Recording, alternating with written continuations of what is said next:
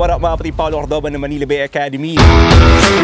Kasama natin si Black Sheep Gems, Rock. Yeah, so ngayong araw may intervene tayong kolektor. Kapatid, pangalan na natin. Swen Leonard Octavo, no, nag-imas sa IG. Yes, saan kasali sa Pilipinas bro? Sa Infanta, Pangasinan bro. Infanta, Pangasinan. So reping Pangasinan, Philippines mga kapatid. Shout out sa mga Pangasinan dyan. Ilocano, pride.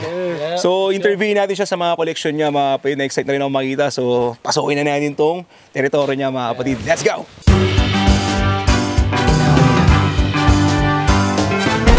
Wow! Damn! Makakita ako ng mga kaibang sombrero dito. Oh shit! Meron ko rin pala nun!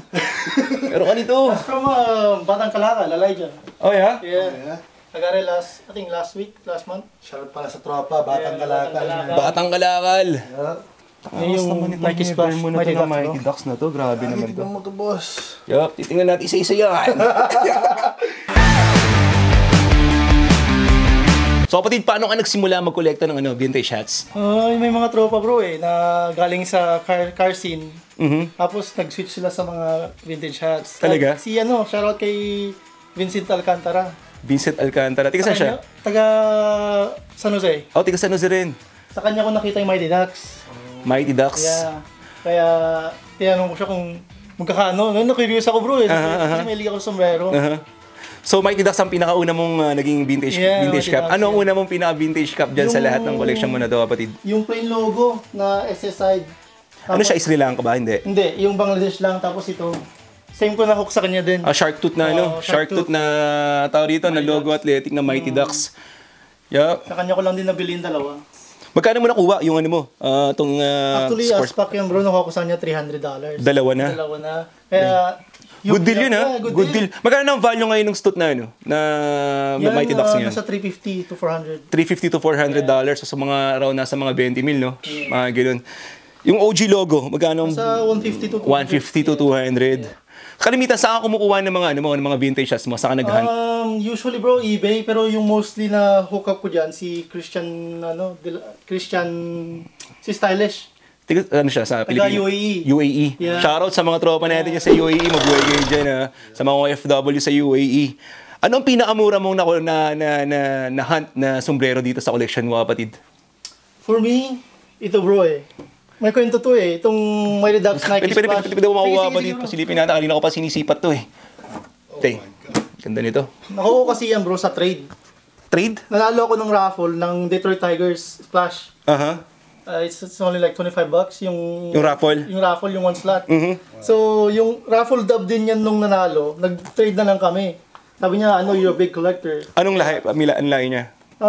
Latino siya Latino, Ngayon, bayit, in-offer niya agad sa akin. Tiga saan siya? Tiga Texas, bro. Texas? Yeah. Dang. Yeah. So parang libre mo na lang nakuha. Yeah. Parang $25 mo lang siya nakuha. Magkano value nito ngayon, man? Sa market? I'd say 2,000 pataas, bro. Wow. Nakuryente yung kamay ko. Nakuryente yung kamay ko. Nakuryente. Yeah. Sa Mighty Ducks, ano ang pinakamahal na Ito, dalawang variant ng Dalawang variant, di ba? Same lang siya. Yung isang variant niya. Oh yeah, ito isa. Ito yung medyo, hindi nyo natatanong mga kapatid. Ito yung medyo, ano pinagkaiba niya kapatid? Yung dalawang, pwede natin pakita sa camera. Sige. Pakita natin para makita ng mga tao. Yung colorway niya Maroon saka purple. So may dalawang klase ng nakakahawak na rin ako ito hindi pa ako nakahawak. Ang nahawakan ko ito. So dalawang klaseng kulay, dalawang variant. Ito maroon, ito pagka-purple siya. Ang ganda naman ito. Makikita lang talaga yung... Para ako nagigiyang. Dito ako kinikilig sa Tingnan mo pinagkaiba niya, mga kapatid. So, meron siyang dito, merong The Pro. Yung isa, wala. Yeah. So, yung isa, may parehas silang may center eyes na tag. Sport specialties parehas, made in Korea. Parehas, made in Korea. Yung fitting niya, mas malalim to, Halos same lang din, pero mas trip ko yung maroon. Maroon, Kayo na galing to? Kay Christian din. Kay Christian din?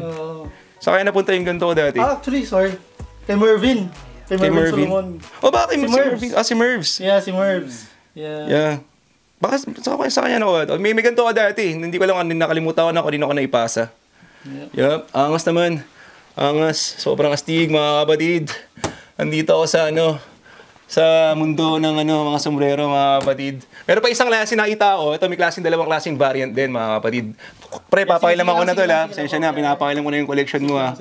Talaga medyo natutuwa ako sa So meron dalawang klaseng splash, kapatid. Kwento mo yung dalawang klaseng variant na to, kapatid. So ito, reverse, mostly yung reverse splash bro, twirling. Twirling siya. Yeah, twirling. Twill. Tapos wool naman yung isa. Yung wool. Sa mga nagtatanong kung ano yung twill, mga kapatid, ang siya, is cotton twill. Cotton twill, yeah. Kumbaga yung tela niya, yung medyo malambot. Yeah.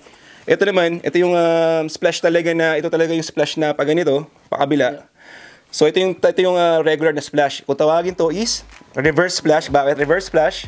Kasi nakaganon siya, pakabila yung niya.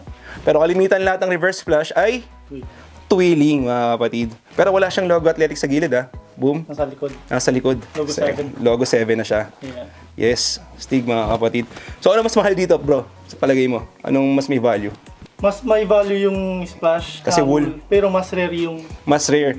reverse. Kalimitan kasi, mga kapatid, mas gusto ng mga collector talaga is yung wool. Yeah. May mas value yung wool. Yung wool, para siyang yung makikita nyo naman yung wool, para mabalahibo siya na ito, medyo para siyang, parang manipis lang yung tela niya. So magkano yung value nito sa market, kapatid? This year, medyo bumaba sila bro, nasa 500, 600. Pero nung time na nag-start ako bro, nasa 800 to 1K. 800 to 1K, no? Yeah. Eto, kapatid. Yan, nasa 600 pataas. Kuryente nga, may kabalik na natin. Meron pa sa tayo mapakita. Pakita ko na rin sa mga panatiko ng vintage cup dyan. Sa international. Ito naman kung tawagin naman to. Ito actually, nagkaroon to ng nung nakakuha ako nito before, medyo nabash ako dun, internationally. Nakakwentuhan ko yung sa tiga Indonesia. Paano na shoutout kay Lexo. Shoutout kay Lexo, Indonesian siya, from Indonesia. Shoutout sa mga shoutout to all Indonesian collectors there. So ito, meron siyang klase ng stud. Kapatid, kwento mo naman to, kapatid. Itong mga sombrero mo na to. Ito, nakuha ko kay Batang Kalakal, kay Elijah. Shoutout, Batang Kalakal. Nakuha ko siya last week. So sabi nila, variant daw to, like different variant. Usually, it comes with the maroon stud. Yeah. So nung nakakuha ako nito before, nangyayari nun, mga 4 years ago yata yun. Nakwento rin ng Indonesian nga na pinag-usapan daw sa Indonesia na kala nila kinulorin yung nilagyan ng bleach. Yeah. So yung para daw ginawa is nilagyan ng bleach to para maging ganito. Kasi maraming gumagawa nun eh. Na may mga lumabas sa sombrero na may nantitrip na nilalagyan nila ng bleach para magkumupas, tapos maging ganito yung kulay. Pero talagang may lumabas talaga, kapatid. Siya, itong pinagkaiba naman nila, ito naman yung tag sa NFL. Iba yung tag ng NHL pala. So ito, made in Taiwan din to. Magkano mo nakuha naman to, kapatid? Sigurado to, Nakuha ko yun kay Actually, pinaspray niya lang sa akin ng mura eh. Binigyan niya lang sa akin ng 200. Yeah. 200 lang? 200 niya lang binigay sa akin yan. Ni Batang Kalakal? Bait ni Batang Kalakal, Batang Kalakal. Sarap. Galing. Magkano kaya yung buong bali? Buong cup? Itong total. Magkano? Kasi ang gastos ko dyan, di ko pa ng 3M eh. Sa lahat. Mga 3 million. 3 million lahat to? 3 million to. Baka nga higit pa siguro eh. Yeah, sa market value now is different. So mas mahal pa siguro. Yung brim niya medyo mas maano to. Yeah, mas bright. Yeah. Mas dark. Yup. Galing. Putulin ko lang yung panonood nyo, mga kap. Meron tayong free giveaway sa lahat ng mga nanonood ngayon. Wala kayong ibang gagawin kundi i-share lang tong video na to at mag-comment lang kayo ng Mine Splash. Bibigay natin tong splash natin na sombrero na to sa mga masugid nating manonood. Maraming salamat sa inyo lahat dyan. Tuloy na natin yung palabas. So kunin naman natin itong the shadow of death, the Mighty Ducks. Kunin natin yung Black Dome. Dalawang klaseng variant din. Ilan ba variant ng shadow ng Mighty Ducks? Dalawa lang. Na isang Black Dome, isang White Dome. Yeah. Tinatawag siyang Black Dome kasi black yung pinaka-main niya. Tawag dito? Yung dome niya mismo, ito white dome kasi puti. So, yun lang naman pinag-aiba niya. So, yeah. Ano mas mahal dito, kapatid, sa dalawa? Yung Black Dome, bro. Black Dome talaga. Saan mo nakuha naman to? Anong story ng dalawang sombrero mo na to, Black Dome kapatid? galing to kay yung first collector ng Mighty Ducks, si Renato, taga Canada. Shout out. Shoutout sa mga tropa rin natin dyan sa Canada. Pupunta kami dyan soon. Ready kayo dyan, kapatid. Babaan namin kayo dyan. 6, baby. So, ganda. Ganda nito, mga kapatid. Bangladesh, pares Bangladesh ba? Pares Bangladesh. Usually bro, Ito Indonesia, kapatid. Indonesia. Yeah, Indonesia. Indonesia, same din yung tag niya. Halos parehas din. So merong tag pala na ganito, nakaganyan siya. Meron isang nakadikit. Nakatahi talaga dun sa Sa Indonesia made bro, mas matingkad yung color niya. Parang siyang Taiwan, papuntang Taiwan. Mas matingkad yung stitching niya. Yeah, so sa mga hindi nagtatanong sa mga ano tawag dito. So yun, meron palang klase ng mga iba't ibang klase ng thread na ginamit. Depende rin sa saan gawa. So kalimitan, kaya yun yung reason din na minsan, made in USA yun. Kasi may mga kulay talaga na pag nakita mo yung ganong klaseng thread, Indonesia yun, ganito yan. Yeah. Sila lang nakakalam ng mga kolektor, mga kapatid. Ganon sila kalulupit. Yep. Ano yung pinaka-challenging na experience mo sa pagko-kolekta ng sombrero, kapatid? Ano yung syempre, meron naman, hindi naman laging masarap lang yung lagi, di ba? Meron ding yung challenging, siyempre makakanap ka rin ng seller na, alam mo yun, yung mahirap kausap, kahit nabayad mo na. Mahirap nila yung hindi nila agad makaka-ship. Siyempre, parang yung ito, nakuha ko to kasi sa Colombiano. Usually, yung pumapasok dun yung language barrier. Yeah, mahirap. Mahirap. It took like more than a month bago niya mapaship and I had to pay twice the shipping. Yeah. Isa yun sa mga challenging yung ay pag-usap sa mga ibang lahi. Na hindi masyado nag-i-English din, di ba? Minsan ka po mag-translate Google Translate, yeah. Galing. So pero I mean, ang ganda nung cup game kasi talagang international siya. Hindi siya sa mga Pinoy na bago nanonood. Meron talagang value yung mga sombrero na iba, bakit mahal yan? Sampal ko pa sa mukha nyo yun Hindi, meron talagang mga nangongolekta na hindi lang kami yung may kasalanan dito. Buong mundo ang may kasalanan dito, kaya meron tayong laro na nilalaro na ito. Walang nagpauso, wala. Lahat sila, may kanya-kanya silang hinahunt na sombrero, may kanya-kanya silang mga trip na hinahanap na vintage hats. So, yun. Yun ang doon. Kapag ano namang masasabi mo sa mga nagsisimulang mangolekta ng sombrero ngayon? Para sa akin, pag nag-start ka, mas maganda yung take it slow. Huwag mong mamadaliin yung process. Kasi pag minamadali mo, mas malaking pera yung malalabas mo. Gaya ko dati. Pag may lumalabas na may redux, kahit mids, binibira ko Tapos later on, nung siyempre nagmamature ka sa collection mo, gusto mo na yung pumapasok din yung quality over quantity. Yeah. So, i-out ko na lang to. Which is, doon papasok yung wrong investment. Wrong investment. Yeah. Tapos mababa mo siyang mabibenta. Talo ka na. Sa babawin. Saka for me, mas worth it kang mag-spend ng pera mo sa mga higher hats. Yep, exactly. Maganda yun Yeah. Maganda yung sinabi niyo. Maganda yung sinabi niyo na yun. So, ayun, welcome to my crib. Namoy niyo yun?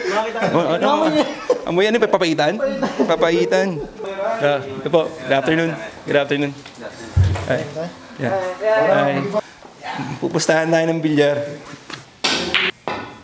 Ito na nakakasama niyo, sir? Jones? Malalim yun, malalim. Gusto man ni Juan, angle ka. Pa-practice pa lang tayo. Nakapapa lang natin yung Anong masasabi mo sa pagkain? Nagimasan. Ano ibig sabihin nun, Rex? Masarap sa Ilocano. Nagimasan.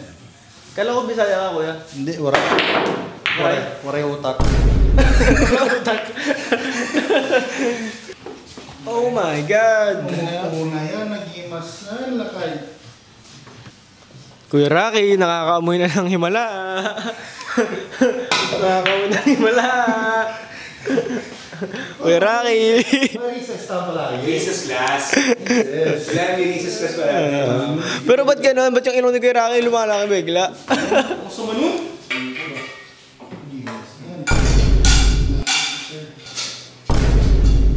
Ito yung isang specialty ng mga Ilocano. Di kanyami, pinapahitan natin ngayon. Po Diyos. Papahitan nyo. Unyo, ina. Laban tigaw tiyo. Salamat bro sa papahitan ha. Yan. Ano ang kain sa Ilocano? Mangan tayo. Mangan.